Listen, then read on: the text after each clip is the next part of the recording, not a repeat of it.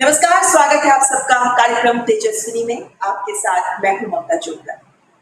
अनुभव किसी भी व्यक्ति की जिंदगी में एक बेहद अनमोल और बहुमूल्य साथी होता है, जो मुश्किल वक्त में जटिल समस्याओं का आसान समाधान निकालने की राह दिखा देता है। हमारी आज की तेजस्विनी एक ऐसी ही महिला है जिनका अनुभव और सुझाव करोड़ों जिंदगियों की सुरक्षा का जरिया बन गया। अगर आपको मास्क वुमन कहें तो गलत नहीं होगा, क्योंकि जब कोरोना संक्रमण को थामने के तरीकों पर विमर्श तेज था, तो आपने इस सोच को सामने रखा कि मास्क का उपयोग कर इस संक्रमण को थामा जा सकता है। और जब मास्क को संक्रमण के खिलाफ एक हथियार के रूप में पहचाना गया, तो आपने घर में बने मास्क का सुझाव सामने रखा। आप भारत सरकार के प्रिंसिपल साइंटिफिक एडवाइजर के ऑफिस में बतौर वरिष्ठ सलाहकार कार्यरत हैं और बहुत सारे अहम प्रोजेक्ट्स में देश के जन जन की जिंदगी को आसान बनाने में भी आप अहम योगदान देती आई हैं। हमारी आज की तेजस्विनी में डॉक्टर शैलजा वैद्य गुप्ता। बड़ी समस्याओं के सरल हल ढूंढने ही मुश्किल होते हैं। आज कोविड-19 महामारी से जब पूरा विश्व लड़ रहा है, तो इस संक्रमण को थामने का भारत जैसे देश के सामने सरल टिकाऊ उपाय क्या हो? हमारी आज की तेजस्विनी वो महिला हैं जिन्होंने इस जटिल सवाल का आसान जवाब तलाशा, और वो था घर में बना मास्क। इस विचार को स्वास्थ्य मंत्रालय की स्वीकृति मिली, जिसके बाद मास्क पर दिशा निर्देश जारी किए गए।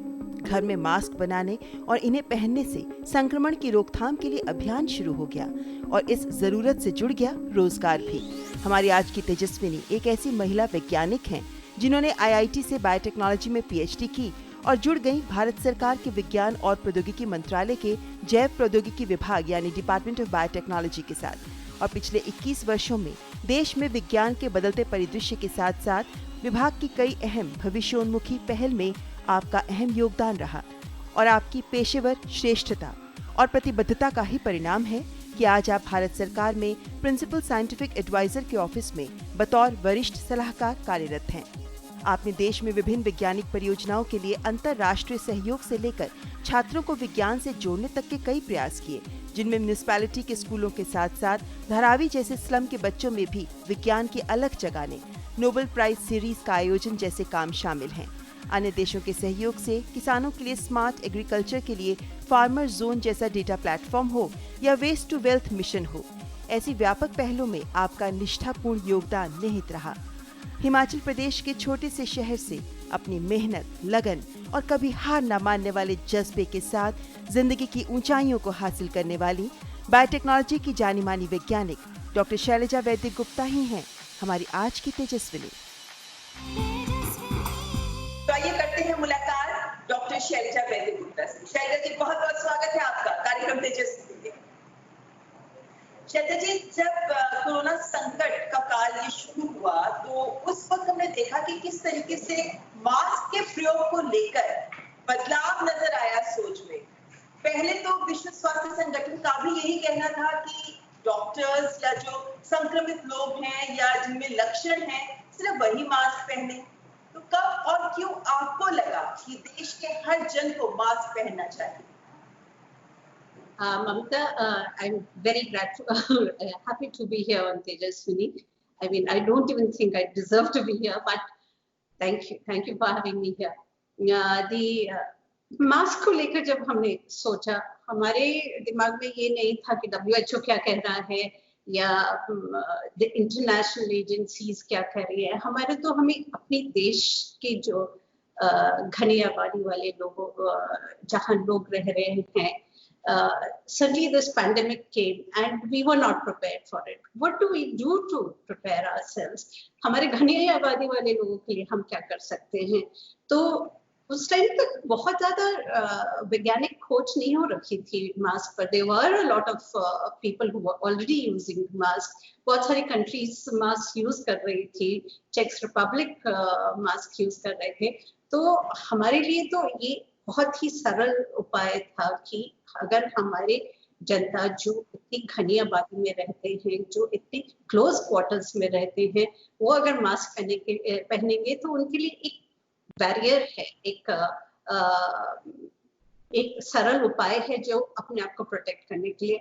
हमारा तो वही एक दिमाग में ये था कि we should promote the use of masks, and that is why masks we brought out the guidelines for use of masks. Masks, I see people not using them, being careless about them, not using them well. अपना face और knows नहीं, अपना mouth और knows नहीं cover करते हैं.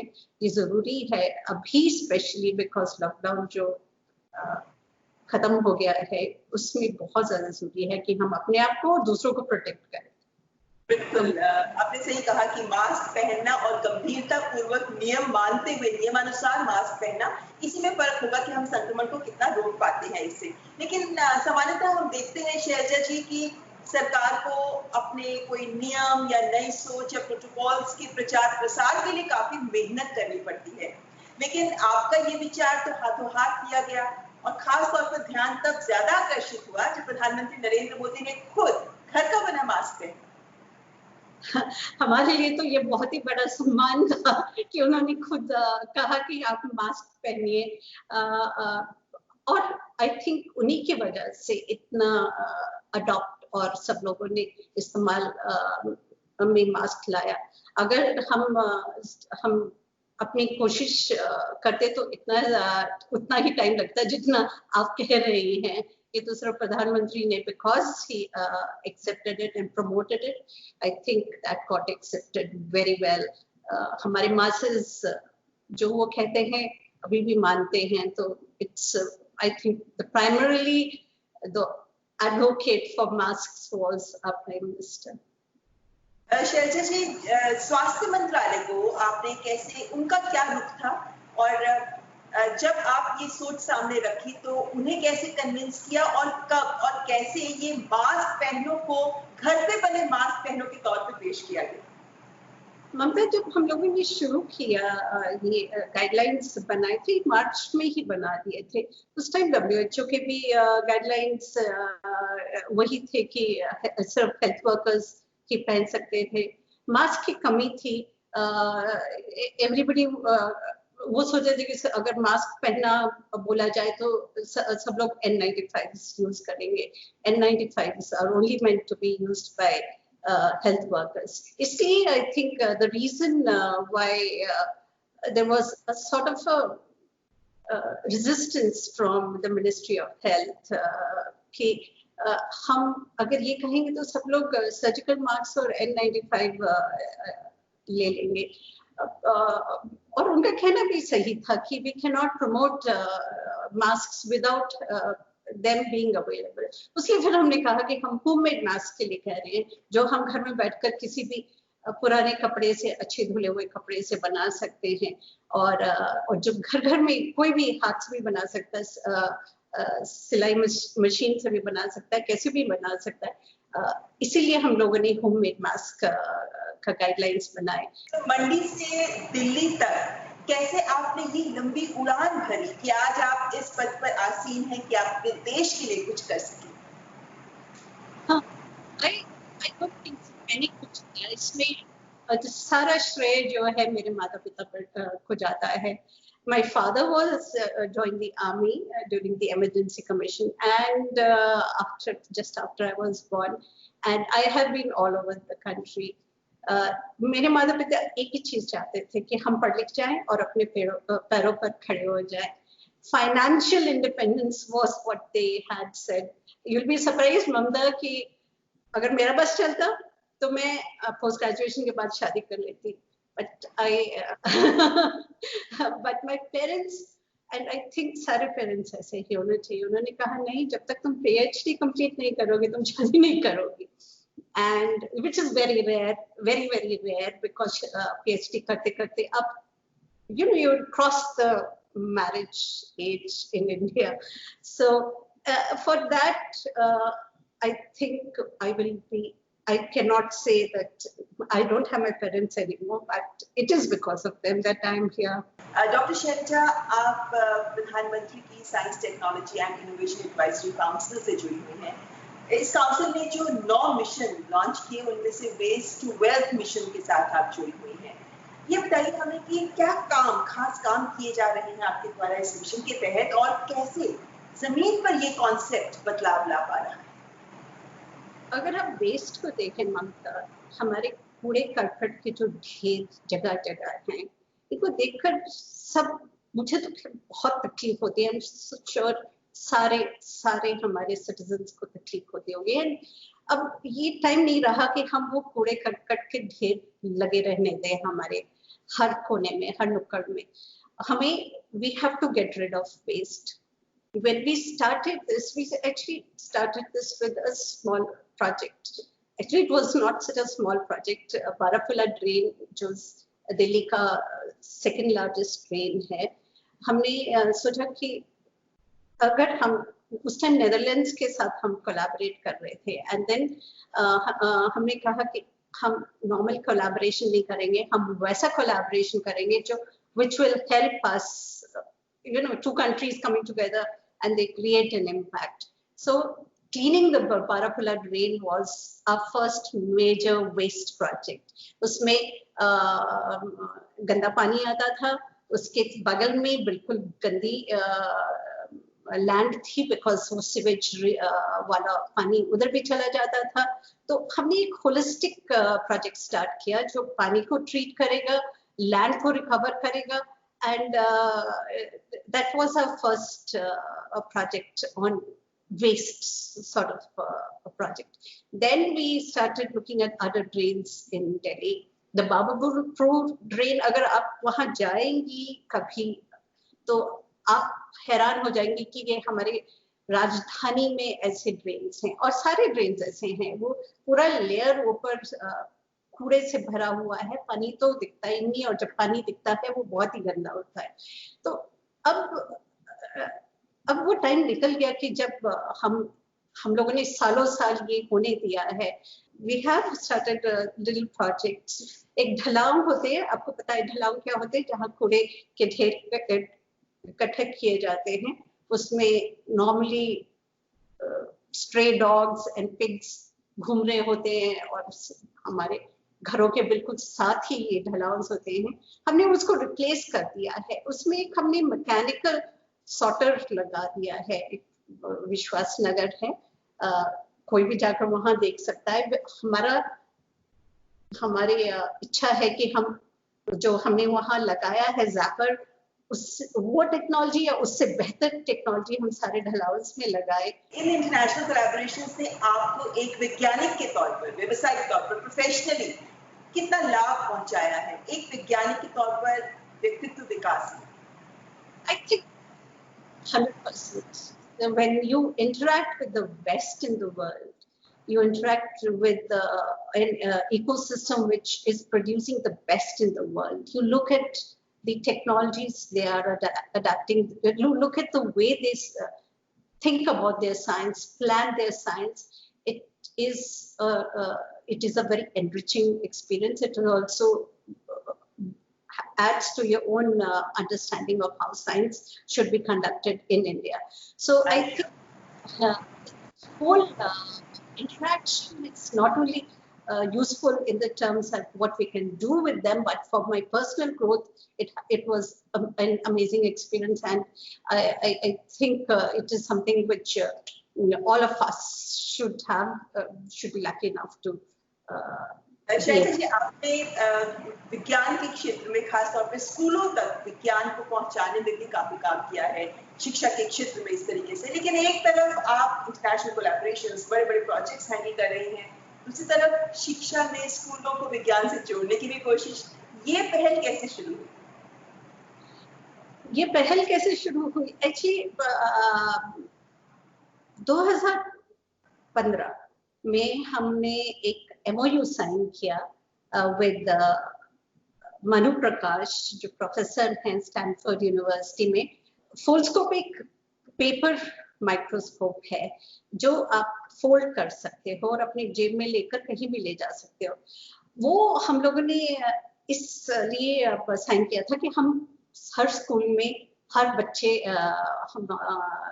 Students in India के bag में होना चाहिए, स्कूल बैग में होना चाहिए, ताकि जो क्यूरियोसिटी ऑफ साइंस है, जो आप एक क्वेश्चन पूछते हो कि ये आसमान क्यों नीला है या फूल क्यों सफेद है या पत्ता क्यों हरा है, ये क्यूरियोसिटी ड्रिवन साइंस के लिए that Foldscope is so vital. And when we got it here, then we conducted a lot of workshops in various schools. और हमने बिल्कुल रिसोर्स कंस्ट्रेंट स्कूल्स चूज किए, हमने पब्लिक स्कूल्स नहीं चूज किए।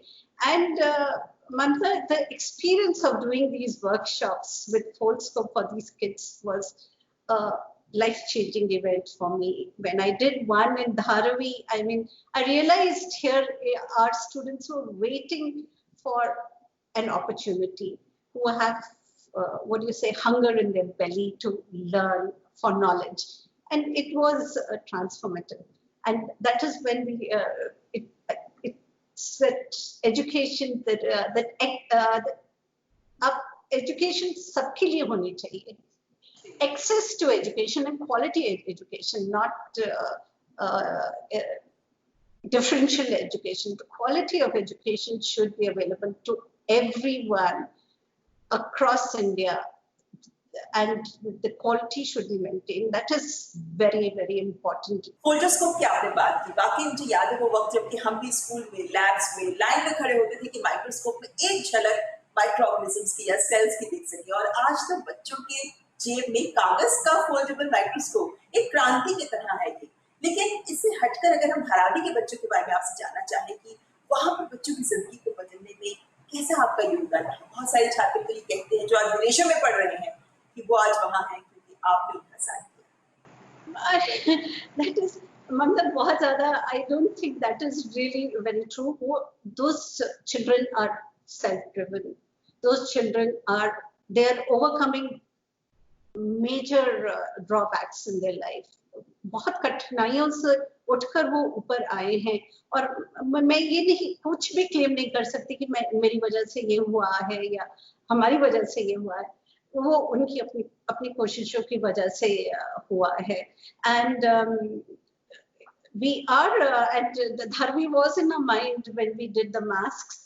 Dharavi was in my mind when हम लोगों ने एक guidelines for dense population के लिए भी कि कोविड के दौरान कैसे, because वहाँ common toilets हैं, common facilities हैं, एक टॉयलेट 5-5 हजार लोग इस्तेमाल कर रहे हैं, तो उनके लिए गाइडलाइंस भी हमने निकाली कि आप अपने आप को सब कुछ कॉमन फैसिलिटीज यूज करते हुए भी अपने आप को कैसे प्रोटेक्ट कर सकते हैं। तो वहाँ के बच्चे हैं, धारावी डायरी से जुड़े हुए बच्चे हैं जो धारावी में ही पले बड़े हुए हैं और बाहर के लोग भी हैं। उन्होंने उन गाइडलाइंस को आगे तक बढ़ाया। And I think it has made a difference. Dharavi is one of the most COVID contained, although densely populated, it is a very COVID contained. Dharavi का मॉडल अब फॉलो किया जा रहा है और उसको उदाहरण की तरह पेश किया जा रहा है कि किस तरीके से कोरोना संक्रमण को थामा है धारावी ने। डॉक्टर शैलजा, आप चूंकि डिपार्टमेंट ऑफ बायोटेक्नोलॉजी के साथ ही आपको 21 साल हो चुके हैं, कितना चैलेंजिंग रहा सरकारी तंत्र या सरकारी व्यवस्था में काम करना? और एक और सवाल जानना चाहेंगे आपसे, क्योंकि 21 साल बहुत लंबा वक्त होता है, कई सरकारें बदली, ब्यूरोक्रेटिक स्तर पर भी कई बदलाव हुए होंगे, तब और अब की आप तुलना कैसे करती हैं?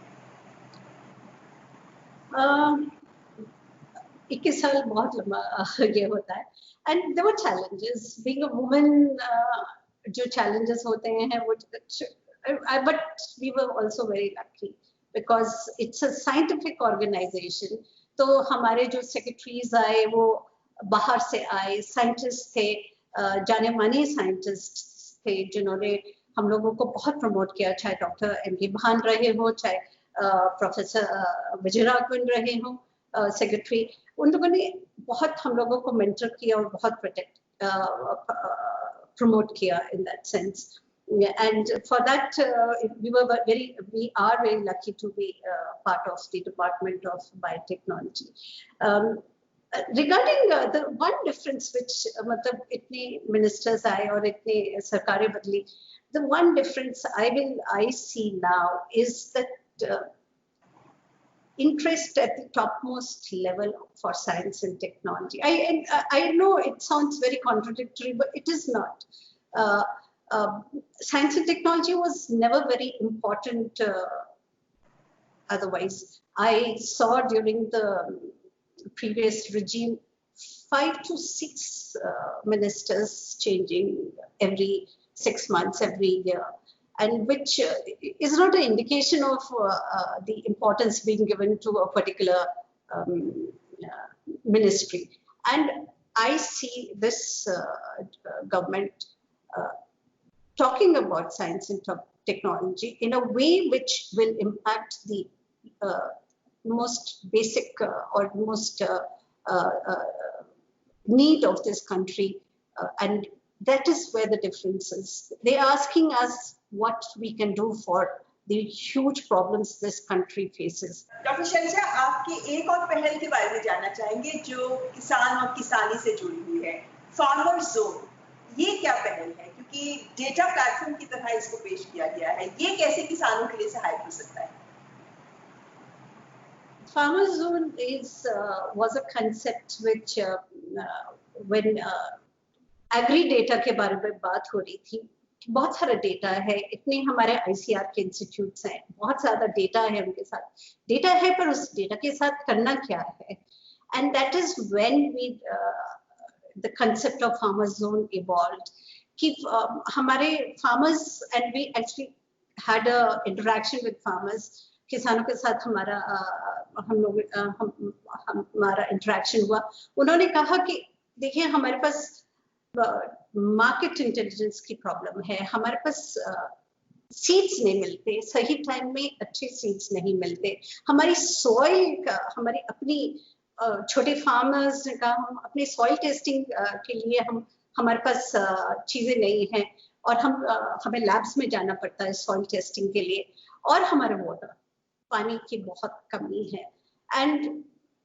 And looking at all these things, we said as scientists we should be able to create a digital platform जो उनको advise कर सके, एक precision agriculture की तरफ ले चले, जहाँ all of these things can be available to them on a app or on a web portal, ताकि उनको यहाँ वहाँ नहीं भटकना पड़ा, मुझे सीट कहाँ मिल रहा है, सबसे सस्ता और सबसे अच्छा सीट कहाँ मिल रहा है, मेरे नजदीक कहाँ मिल रहा है, ये उनको पता होना चाहिए। I really hope it is something which will succeed and we can give a holistic information and to the farmers.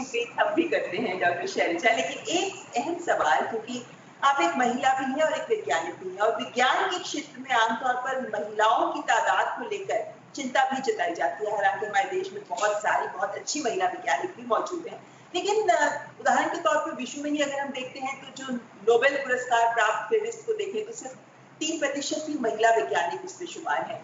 क्या आपको ये लगता है कि महिलाओं को एक वैज्ञानिक के तौर पर आगे बढ़ने में मुश्किलों का सामना करना पड़ता है, चाहे वो पारिवारिक मुश्किलें हो या व्यवसायिक मुश्किलें? ममता, मैं एक अनपॉपुलर चीज बोलूंगी यहाँ। मुझे लगता है जो प्रोग्रेस, जो वैज्ञानिक विमेन साइंटिस्ट के लिए प्रोग्रेस का जो रास्ता था, वो डेवलप्ड कंट्री में ज्यादा मुश्किल, ट्रूली स्पीकिंग। उन्होंने एक बहुत माइंडसेट बना लिया है अबाउट विमेन, बिकॉज अगर आप देखा जाए कि उनकी विमेन कब से पढ़ रही हैं, वो कब से आजाद हैं, वो कब से प्रोग्रेसिव हैं। They're the richest country, the most educated countries, the most progressive countries. Still, their women are struggling to find the rightful place on the table. हमारी women, आपको पता है, हमें पता है, we started our education late. We came in, we were financially independent late. We are a young country, and despite that, I think we Indian women have done wonderfully well in the terms of being represented in almost all aspects of the country's growth, not just in science. पारिवारिक सहयोग बहुत जरूरी होता है अगर महिलाओं को कुछ करना है तो। लेकिन डॉक्टर शैलजा, बहुत सारी हमारे देश की महिलाएं और बेटियां ऐसी हैं जो पढ़ना चाहती हैं, जो अपने सपनों को जीना चाहती हैं, जिनके राह में बाधाएं और मुश्किलें भी बहुत होंगी। ऐसी महिलाओं को आप किन शब्दों के साथ उनका मनोबल बढ़ाना चाहेंगे? More than the महिलाएं, I would say कि उनके पेरेंट्स के लिए, बिकॉज पेरेंट्स बहुत महिलाएं और हस्बैंड एंड वाइफ होते हैं, वाइफ इज महिला, तो पेरेंट्स के लिए मैं बोलूंगी कि आप अपने बच्चों को, लड़कियों को पढ़ाएं। अब मेरे पेरेंट्स की तरह बने, जिन्होंने कहा कि पढ़ाई ज्यादा जरूरी है, शादी ज्यादा जरूरी नहीं है। शिक्षा बहुत जरूरी है और शिक्षा का दारोमदार कहीं ना कहीं माता पिता पर रहता है, तो वो अपनी बेटियों को जरूर पढ़ाएं, यही है आपका संदेश। डॉक्टर शैलजा, यहाँ पर आपसे छोटे छोटे 5 सवाल पूछूंगी और उनके जवाब आपसे लेना चाहेंगे। शुरू करें। अगर आप वैज्ञानिक ना होती तो क्या होती? मैं अपने आप को वैज्ञानिक समझती नहीं हूँ सही मानों में, ममता, बट अगर वैज्ञानिक नहीं होती तो एनवायरमेंटलिस्ट होती है।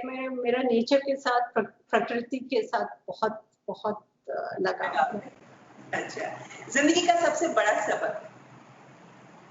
Heart, persistence. You know, I mean, hard work is one thing, but persistence is, आपको छोड़ना नहीं है। अगर किसी प्रोजेक्ट को करना है, बाधाएं आती हैं, रुकावटें आती हैं, बट एक हट के साथ, एक दृढ़ता के साथ आपको वो पकड़े रहना है और उसको एंड तक लाना है, वो बहुत जरूरी है। जी। सबसे प्रिय क्या है आपको? अब माँ हूँ तो मैं कहूँगी मेरे बच्चे, उनका प्रोग्रेस, वो जो मुझे रोज जो चीज सिखाते हैं, that at this moment is the most important thing. Okay, अकेलेपन में क्या करना पसंद करती हैं आप? Music. I listen to all kinds of music. I read also all kinds of things, and I also I like watching movies, English, Hindi, international, all kinds of things. So yes, that's. एक सपना जो अभी हासिल करना बाकी है? मेरा एक ही सपना है कि जो to make this country the most powerful and the most progressive country, और मेरा छोटा मोटा जो भी contribution है मैं contribute करती रहूं, and that is what keeps me busy and awake most of the days. कि करना क्या है, ये इतना कुछ खराब क्यों है, हम इसको कैसे ठीक कर सकते हैं? That is one thing which keeps bothering me over and over again. How do we make things better in this country? बहुत खूबसूरत सपना है ये, और ये सपना देश का हर नागरिक देखता है कि हमारा देश कैसे बेहतरीन हो सकता है। बहुत बहुत शुक्रिया शैलजा जी हमारे साथ इतनी प्यारी बातचीत करने के लिए, और उम्मीद करते हैं कि जो सपने आप देख रहे हैं वो जरूर पूरे हो और आपका योगदान भी हमेशा यूं ही बना रहे। बहुत बहुत शुक्रिया हमसे बात करने के लिए। Thank you, Mamta. Thank you so much. Namaskar, and it was really a pleasure talking to you. Thank you so much. तो थे हमारे साथ डॉक्टर शैलजा गुप्ता। आज की तेजस्विनी में बस इतना ही। अगले हफ्ते फिर होंगे हाजिर लेकर एक और तेजस्विनी अपने साथ। नमस्कार।